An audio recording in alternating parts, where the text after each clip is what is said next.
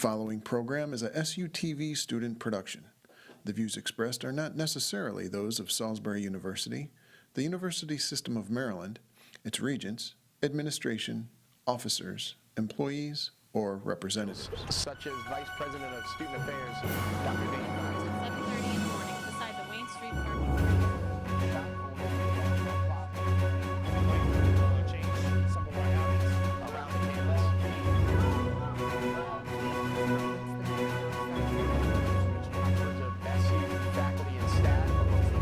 Close to 30 years, 1965 SU graduate Delegate Norm Conway served the people of the Eastern Shore in the Maryland General Assembly.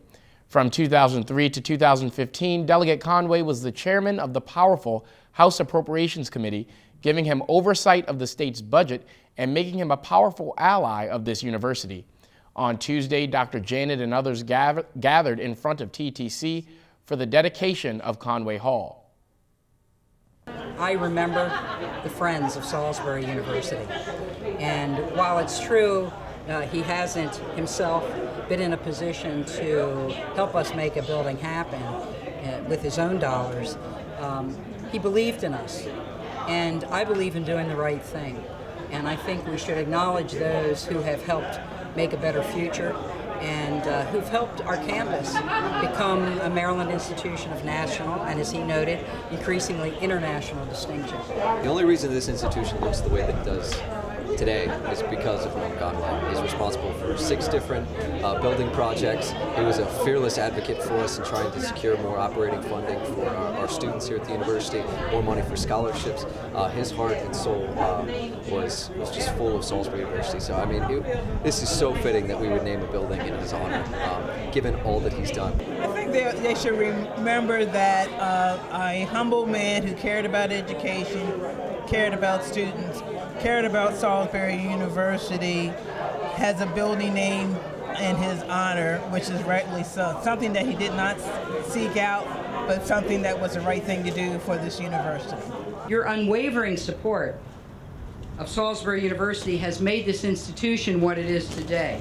We are forever indebted for your leadership, your vision, your wisdom, maybe above all your character, your integrity. I think what makes it special are the folks who operate it every day, who work with young people, who work with college students, because you were never a number during my time here. You were always a person. And I think from what I hear, it's still very much that way today. And you can expect to see Norman H. Conway Hall above the Teacher Education and Technology Center when you return next semester. Tuesday was Election Day, and this one had major implications on both local and national elections.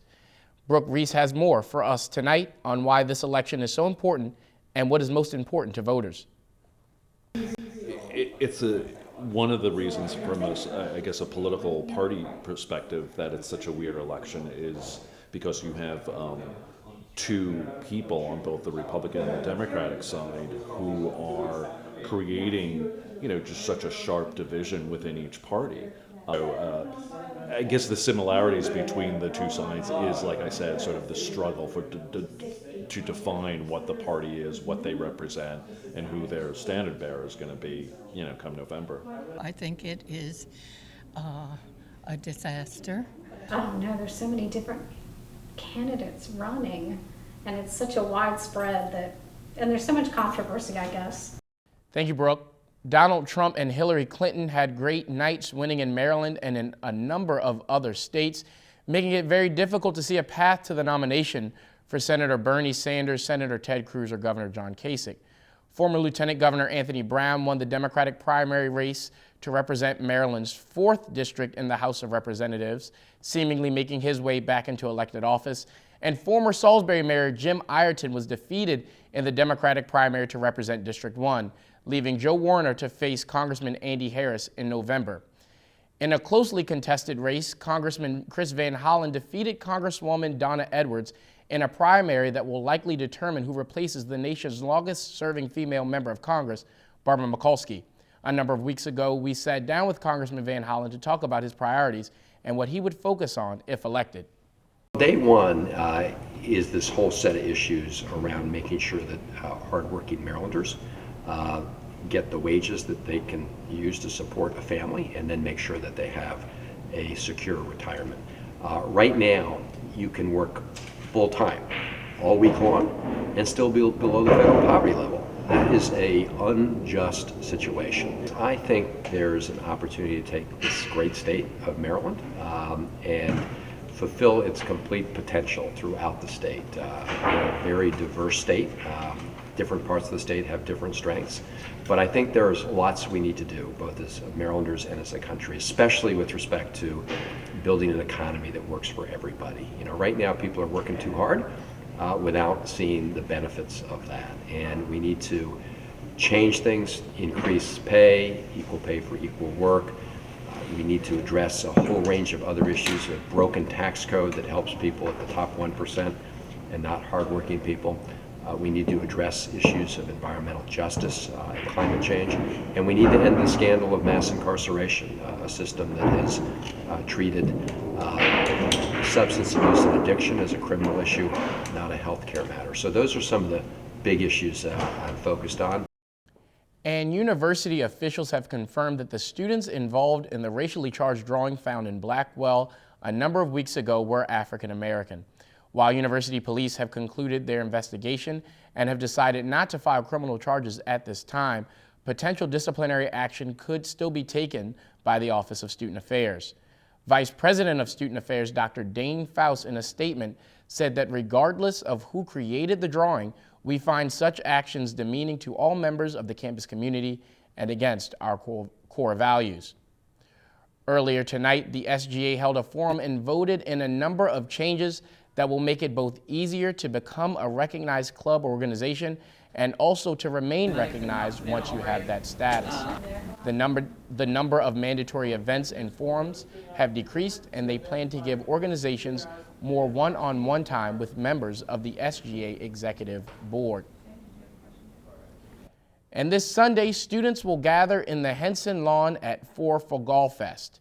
We expect a lot to come out to see Jason Derulo, and I'm joined now by Kenzie with what we should expect from the weather for the rest of the week and into Golf Fest weekend. Yeah, Eli, this week's weather isn't going to be quite as nice as what we had last week. We're going to see a high of 57 today, as yesterday's high was in the upper 80s, so that's a 30-degree drop. And what happened for that was there was a cold front that didn't quite reach us yesterday, so we had that warm weather, and then today the temperature dropped way down after the cold front passed. So tomorrow is going to be really similar to what we felt today. It's going to be a high of 60 degrees and a low of 48. We're going to have a really rainy day. It's going to rain pretty much all throughout the day tomorrow. On Friday, it's going to be cloudy with a chance of showers, not quite as rainy as tomorrow. A high of 61 and a low of 46. On Saturday, it's going to be mostly cloudy with a high of 64. It's going to warm up a little bit, but we're going to have little to no chance of rain at all on Saturday. But then Sunday, another low pressure system is going to pop up, and it could bring us some rain. So as for the high on Sunday, it could get up to 65, but we're going to possibly see some showers in the late afternoon into the evening. So for the Sunday planner, around 8 a.m. it's going to be 53 degrees. We're hoping it's going to be mostly cloudy all throughout the morning. So around 2 p.m. it's going to be hopefully cloudy, around 65 degrees. And then around 6 p.m. that's when our rain's going to come in, and it's going to be 65 degrees as well. So hopefully we'll be able to enjoy most of Golf Fest and stay dry. All right, thank you so much, Kenzie. And students can still purchase tickets at the info desk in GUC for Golf Fest, which starts at 4 p.m. Last weekend, students and other members of the campus community filled both floors of MAGS for Relay for Life. The annual event, which raises money for cancer research, raised more than $120,000 this year. We spoke to students about why it is so important for them. I think it brings us all together, actually, like having everybody on campus at the same time, all for the same cause, and especially such a special one. I think it brings us all together.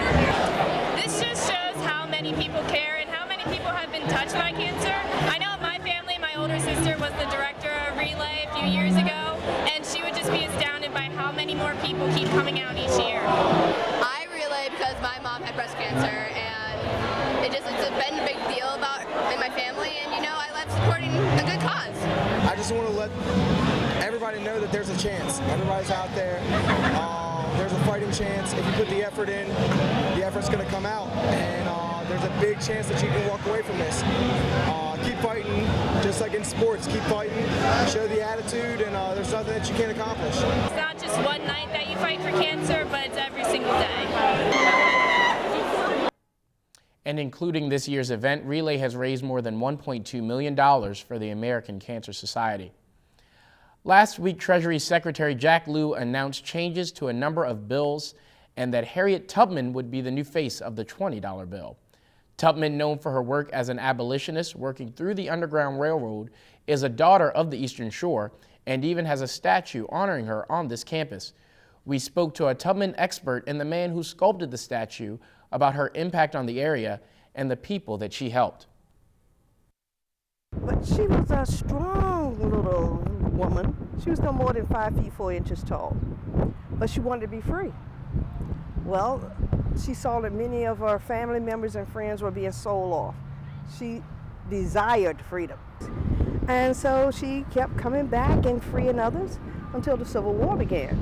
She served as a nurse, a spy, a scout during the Civil War, and she even led a military campaign to Combahee, South Carolina, and freed another 756 slaves. And she also worked with women who wanted to vote. She did all of that. The concept was to celebrate Harriet Tubman's presence on the Eastern Shore. I put a little saw-whet owl on her shoulder, and if you know anything about the saw-whet owl, it migrates to Canada and back every year.